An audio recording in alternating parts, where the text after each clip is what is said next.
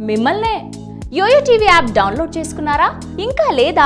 మీ app store కి వెళ్లి వెంటనే డౌన్లోడ్ చేసుకోండి. ఒకప్పుడు బ్యాంకులంటే డబ్బులు దాచుకోవడానికే వెళ్లేవారు.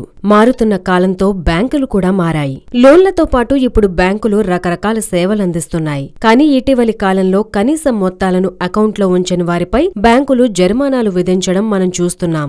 తాజాగా దీనికి సంబంధించి ఆసక్తికరమైన అంశం వెలుగులోకొచ్చింది. 2017-18 ఆర్థిక సంవత్సరంలో బ్యాంకులు ఇలా కనీస మొత్తాలను అకౌంట్లో ఉంచని వారి నుంచి 4,988 కోట్లను వసూలు చేశాయి. వీరిలో స్టేట్ బ్యాంక్ ఆఫ్ ఇండియా 2,434 కోట్లతో మొదటి స్థానంలో నిలవగా, హెచ్డిఎఫ్సి 500 కోట్లు, యాక్సిస్ బ్యాంక్ 530 కోట్లు, ఐసిఐసిఐ 317 కోట్లు, పిఎన్బి 211 కోట్లతో తర్వాతి స్థానాల్లో నిలిచాయి.